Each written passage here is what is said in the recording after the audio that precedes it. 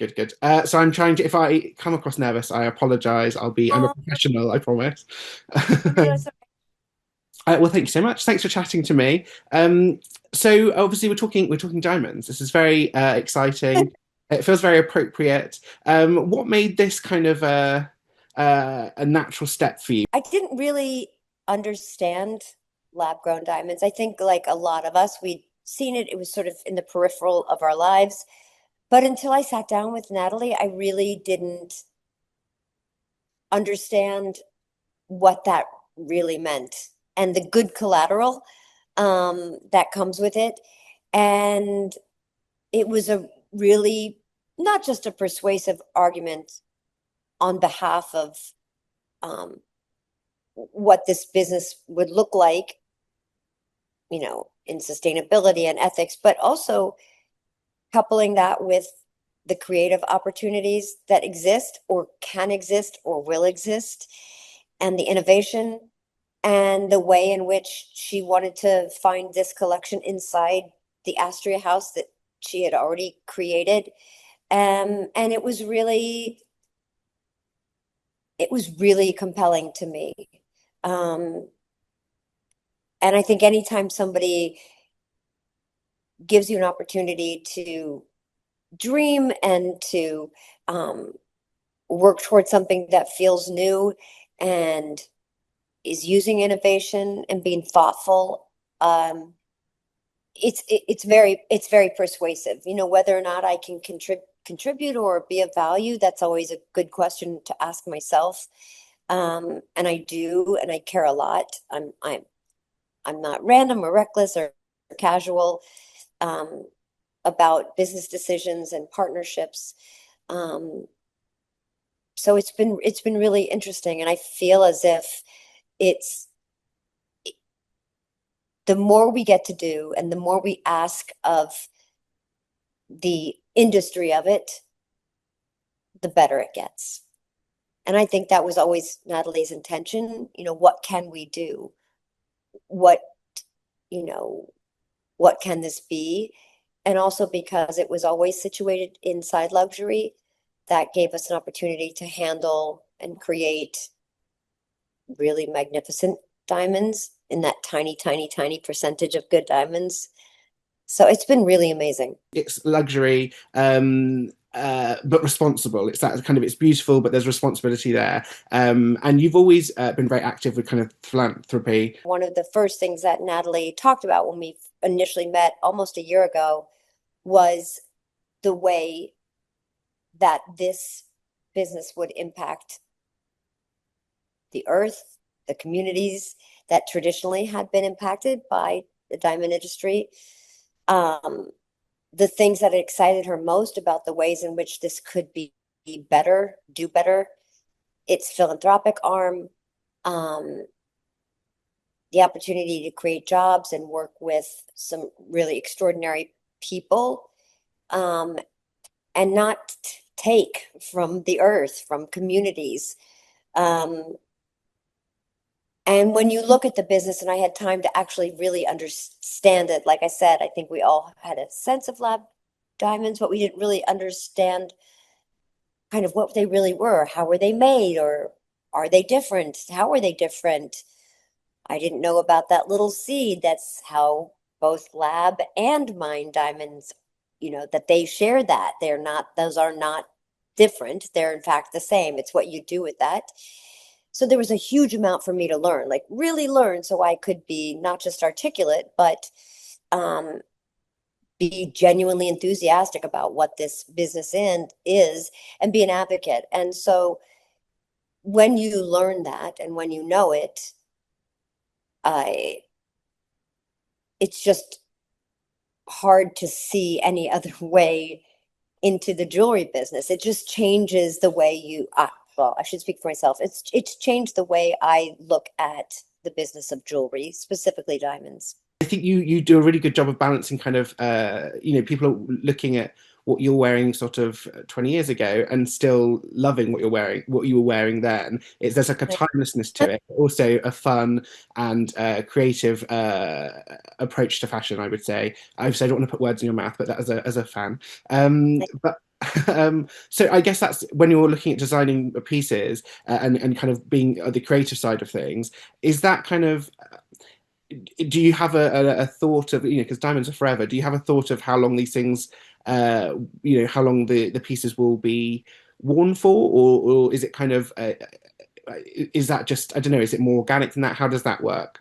I always, when I'm looking at any of the designs for what we're doing, I intend for those pieces to be relevant, desired 5 years from now, 10 years from now, 20, 25. And it's sort of the way I've always, I'm going to say purchased jewelry, but I haven't purchased a lot of jewelry. I have, but it's not fine jewelry. I have a lot of vintage paste and stuff that was, you know, is often overlooked, but it's been a really great point of inspiration for what we're doing now in Astria. Um, but I want our diamonds and our work to be meaningful to people. It's still it's still an investment. We pride ourselves on being able to produce diamonds that are in fact lesser expensive than a mine diamond.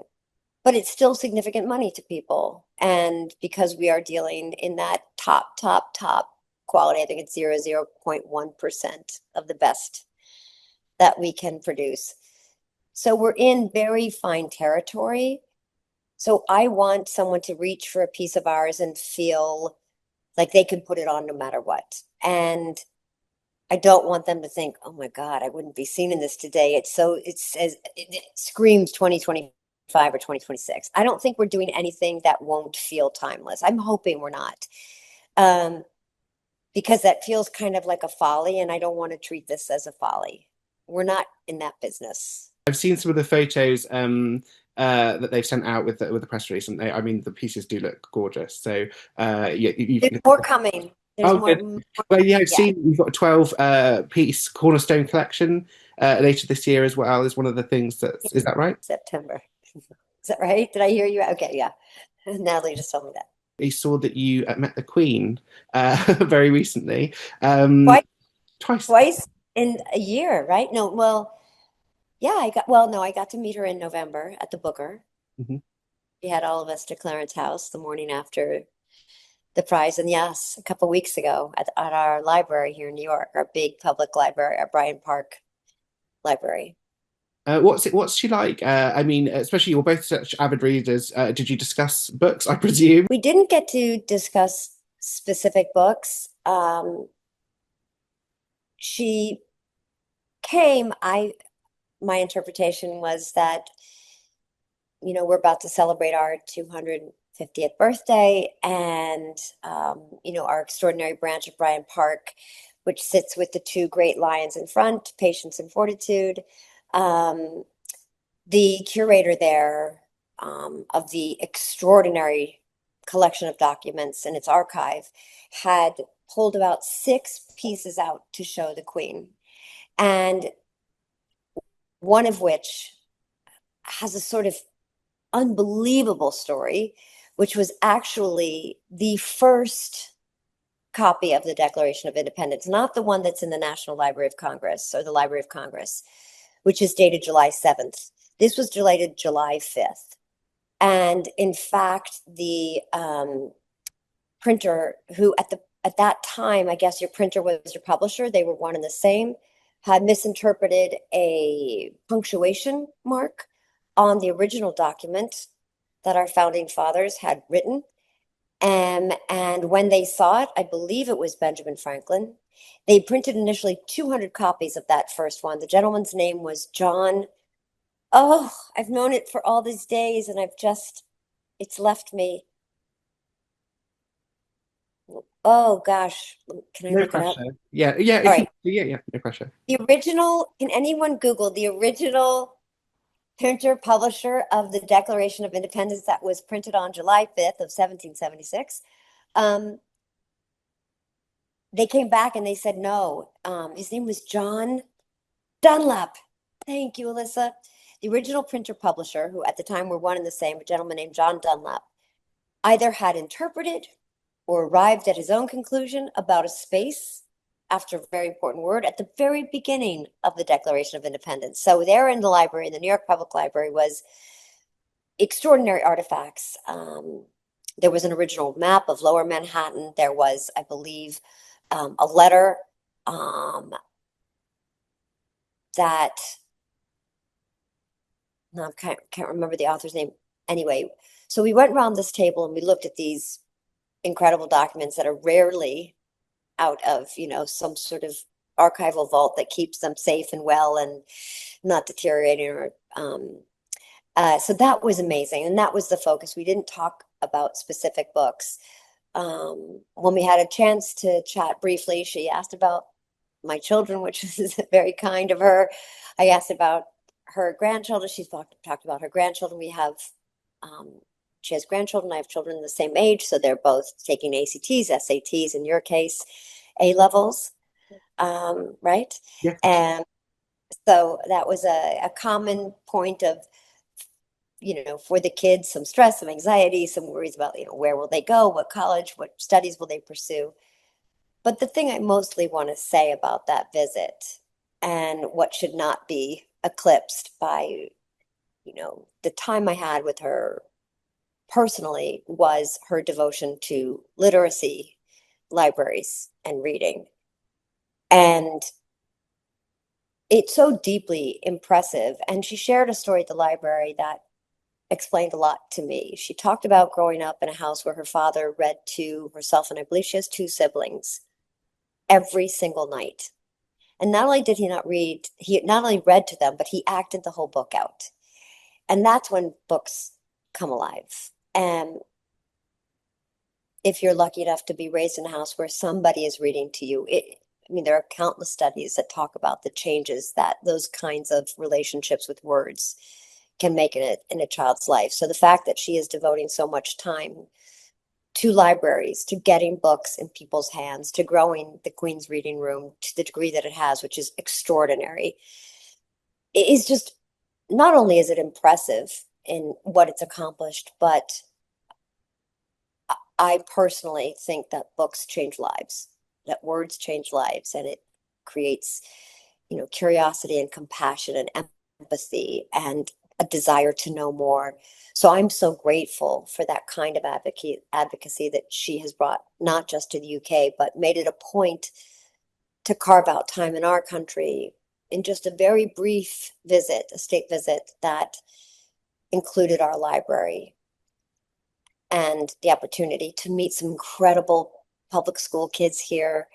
She read the first 4 pages of Winnie the Pooh. So I'm just a huge admirer of her work and her devotion to the written word. Obviously, we had the privilege of you having your West End debut not too long ago. How did you find it? Now that you've had some time sort of back away, how did you find it? Can we tempt you back soon, hopefully? Um, I think it was, I can't speak for my husband, but I'm tempted to. It was one of the highlights of our professional lives ever, ever, ever. It was um, appropriately horribly nervous making to think of in advance, but to be there and be received so well, critically, but more importantly, probably, is the audiences at the Savoy who came. We extended as long as we could. I actually left April 13th or 14th, got on a plane and went straight to work on And Just Like That. Like, we pushed it as far as I could. And we extended as long as we could because we loved it. We love London. We love the city of London. I love your public transportation. I'm in love with your public transportation, with your green spaces, with your architecture, old and new. I think you guys have done it so beautifully there. I'm very envious of the preservation of buildings. I love the food. I love South Asian food and Pakistani food and Chinese food, and we got our hands on everything. I love Sunday roast so much. We now have Sunday roast. We always had Sunday dinner, but we call it Sunday roast now. We're pretty good about it and pretty dedicated. I love tea. I think it was the 219 I took every day. Go to Swains Lane to the butcher in the Green Market. It's just an incredibly fantastic city, and it was so hospitable and so kind. The people were absolutely fantastic, and the Savoy Theater is a an absolute treasure to work inside of. It's so beautiful. It's beautiful. So we hope to be back, preferably together. We're trying to figure out how to work together again because it was a massive highlight of my professional life for sure. It's such a rarity, isn't it, for married couples to even be in the same industry, let kind of, especially yeah, I think yeah, and to kind of being creative and having that, so, that's such a, I can imagine, yeah, you say working together is so rare, but also you can do it. So I mean, absolutely Yeah. more of that, yeah. And we've spent so many years not doing that and avoiding that. It was too strange for so many years, and then it was didn't suit our children and our family. If he was working, I was trying not to work. If I was working, he wasn't. So for years, it would have been a huge sacrifice for our children. And in fact, it was for us to be away that long. I don't think we would do it again before our daughters are off at college. But I think post them leaving for college and being situated and safe and well and good and well adjusted, I think we would absolutely and are looking for something that can feel potentially equal because we also, we went out of town to Boston, which shows don't do anymore. We, came into New York, of course, and COVID shut us down, but we came back to New York. And that same set went with us to the Savoy Theater. And just the crew and the cast in London were just spectacular. I mean, it really was. Now, I will say, I think I heard on the news every single morning that it was historically the worst winter they'd ever had. I was like, of course. It was a lot of rain. But we didn't care. I want to ask about Hocus Pocus 3 if I can, because according to IMDb, it's filming. So, um, Yes, I heard. um, I I think it was last week. Was it last week that they said that? yeah, Or well, yeah, maybe 'cause I was doing a little bit of research and it said in production or something, it's pre-production or something, and now it's saying you're filming. So, they're not filming yet, and I don't think they're in prep. But it was announced, I think maybe a week and a half ago in the trades that deals were done. Deals are done. Yeah. So we're allegedly doing Hocus Pocus 3. what's that like to kind of come back to and with the your sister witches as well? I mean, yeah. Happy that look, I mean, great. Great.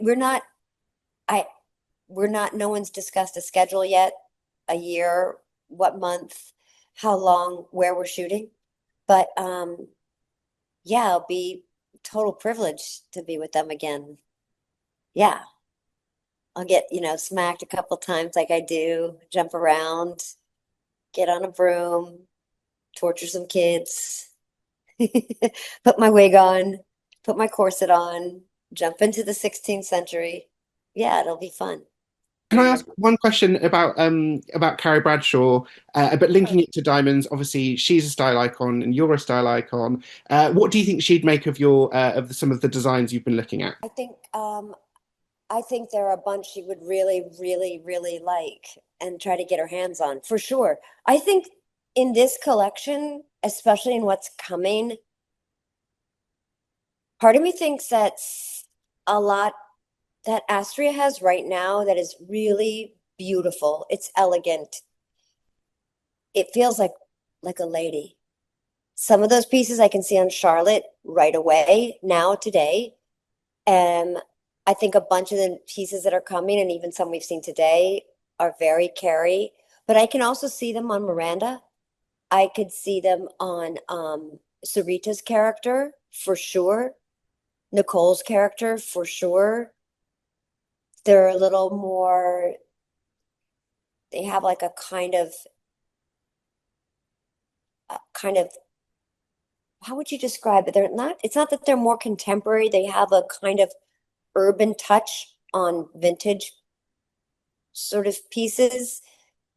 I don't know if that's, I'm not describing it well, but I guess the short answer to the question is for sure there are pieces that I think most assuredly Carrie would reach for. Yeah. It's a great answer because you've teased. I'm desperate to see them. So and thank you so much for chatting to me. I am genuinely such So, a huge fan. I'm an author and a comedian, and I my stage name has a J. My middle name is John, and it's because of you that I gave oh, Martin J. so we're Um, both B?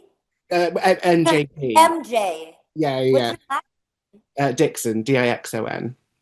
So you're MJD. Yes, yeah. So I mean, it's not that similar, but it's. I mean, the J is I all. appreciate, I understand the nod. I get it, and I'm very appreciative of that. Thank you. I'm flattered. It's honestly, it's been an honour to speak with you. And Thank if you're back in London, do consider. you. Of course I will. Absolutely. With you.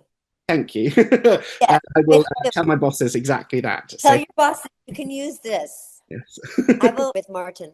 thank you so much. Talk, It's been an honour. And enjoy the rest of your day. And I look forward to thank seeing you. pieces when they come out. Thank you so Thank much. you. Talk soon. Talk soon. Bye bye. Bye.